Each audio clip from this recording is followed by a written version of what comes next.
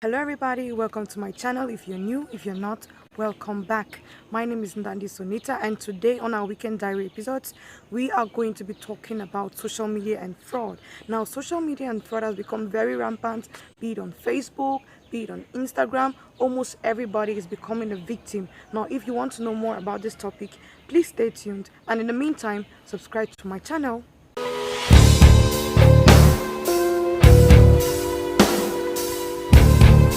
Social media offers a world of opportunities, but with these opportunities comes the need for caution. And Facebook, Instagram are the places where we need these cautions the most. Where a simple friend request, a simple follow, a simple communication with a stranger could turn into something very, very unpleasant. Across social media, temptation is everywhere. There are a lot of fraudulent accounts offering get-rich-quick schemes. Most times, these accounts are very, very glamour looking. They flaunt around their wealth, they flaunt money, they flaunt cars, they flaunt luxurious houses in such a way that they are really able to convince their victims that they are very, very much real. And most times how they are able to convince their victims is by most times using the image of someone that the victim knows. Means that they must have hacked a victim's relative or a victim's friend's account. This process of stealing accounts or hacking accounts of individuals is usually known as identity theft, and our researcher tells us more. Identity theft is deliberately using someone's information without prior notification, and probably to commit some atrocities. It can never be something good. The fastest growing social media fraud is the money mule. Now, with the money mules, the individuals, or let me say the fraudsters, are able to communicate with individuals, convince them to be able to use their pictures, their identity, to be able to hack or scam their victims. With the use of the identity of these individuals, the individuals could at times be paid and at times still not be paid, because don't forget you're dealing with fraudsters. Fraudsters mostly use celebrity accounts to write individuals, and most times these accounts are not verified.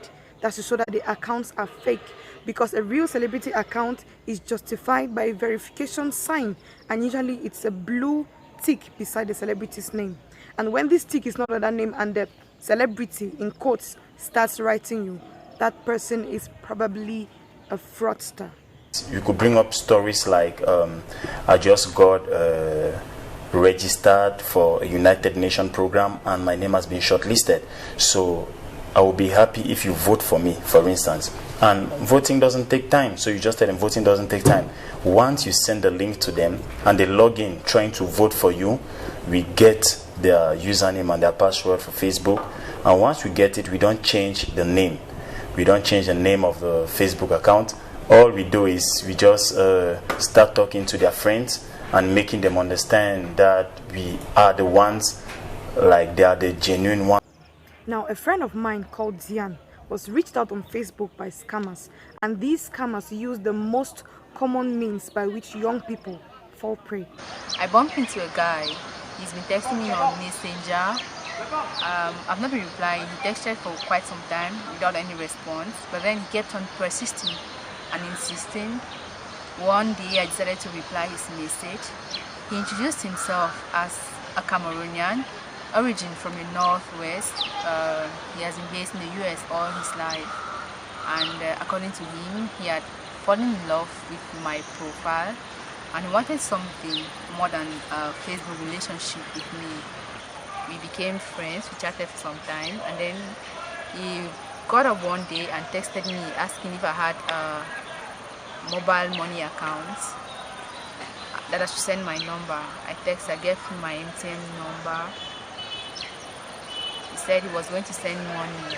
He sent money to me and sent me an MTN number that I was going to send the charges to the number 13,000 francs before I withdraw the money he had sent to me.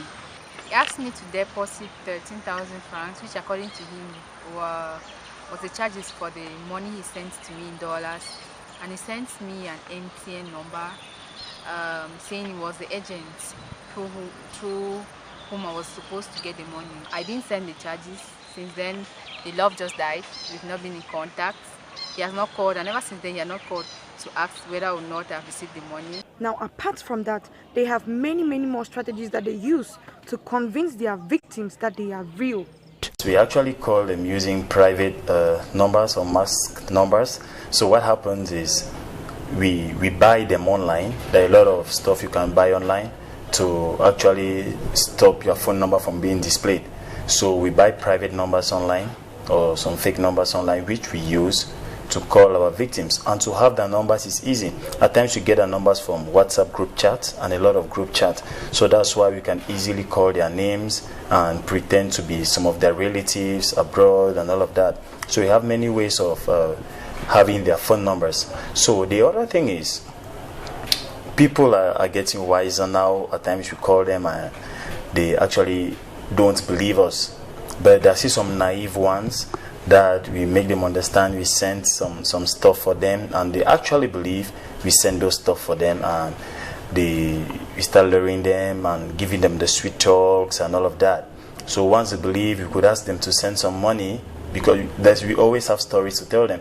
So something would have happened, there is a flight that was to be a different day and it has been pushed to a different day, so the money is kind of delayed. If they could send some money and we send it back to them the next day, or they send some money to some other guy. Again, another one of our victims was reached out on Facebook by fraudsters who had hacked his friend's account to reach him. I had a friend which Facebook account had been scammed, and the scammer wrote to me as if it was my friend talking to me, so asking me for some financial aid, or that is really in need of some 10,000 francs if I can have it. And later on he sent me a mobile money number which is different from the number we usually discuss together. So he sent me that number asking me to send the 10,000 francs through that number, which I did. So later on I called him to confirm if he has achieved the money. To my greatest surprise, he just said he never asked me any money, and that he has not even accessed his account for some months now. That's why I noticed that I was being scammed. I really insisted that our researcher tells us how these fraudsters attract their victims. And this is something that I really want all of us to know, because each and every one of us has, in one way or the other, been a victim of these fraudsters. You don't share your personal information on WhatsApp, status, or your Facebook, things that concerns you like directly, because such can be used to actually harvest information. So you need to avoid all of that. You can't actually protect yourself, but you can be careful. You can play safe whenever you come online. You need to always distinguish between your online presence and your offline presence. It's not everything you put on social media.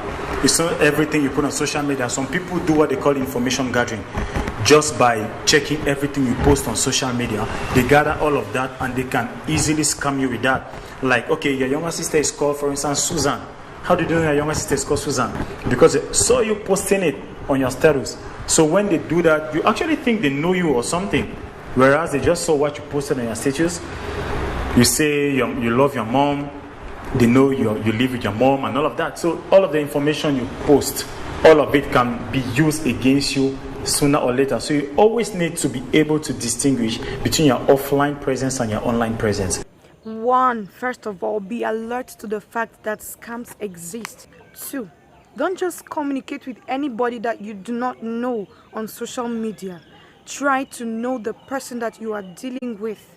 Make sure that your phone devices and your computer devices are properly secured.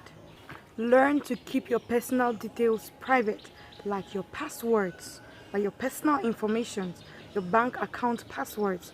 Beware of unusual payment requests and online shopping, most especially. Beware of messages from friends asking you to help them collect money from someone using your own personal details.